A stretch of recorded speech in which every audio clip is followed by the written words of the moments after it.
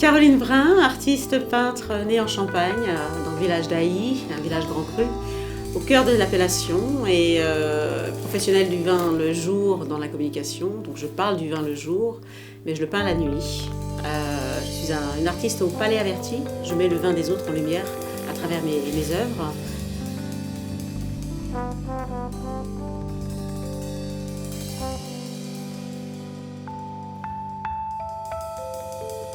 Pourquoi la dégustation visuelle? Eh bien, pour expliquer le vin différemment.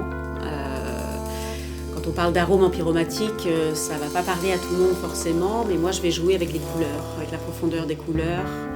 Le côté grillé, toasté grillé d'un vin, on va l'avoir sur des arômes plus orangés, plus bruns, des oranges un peu plus prononcés.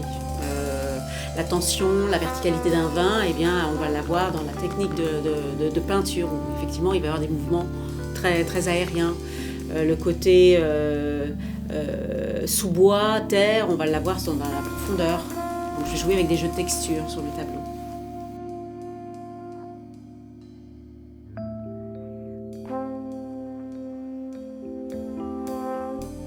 Ma peinture, elle est instinctive.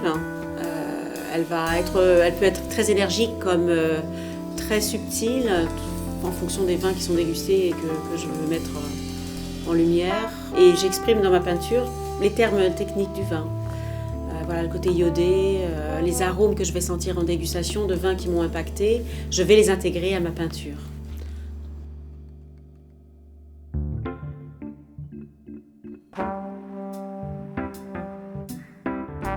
Alors oui, mes tableaux brillent, ils sont éclatants, mais comme le vin, les vins dans le verre, on regarde un vin et un vin a un éclat, et donc eh bien, en synergie, mes tableaux ont un éclat. Cette peinture, elle était intimiste et donc voilà pourquoi au départ, je ne voulais pas signer mes toiles. Je ne me sentais pas à même de pouvoir signer des toiles, et c'est comme cela que j'ai utilisé une agrafe. En fait, c'est comme Caroline, et c'est du process art, ça tient des bouchons dans les caves. Donc voilà, c'est discret. C'est pas ostentatoire, c'est champagne, c'est création, et voilà.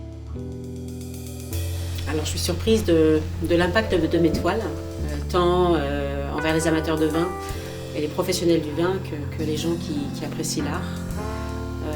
C'était une démarche au départ très personnelle, c'était ma façon un moyen de résilience, et voilà, c'est juste une belle histoire.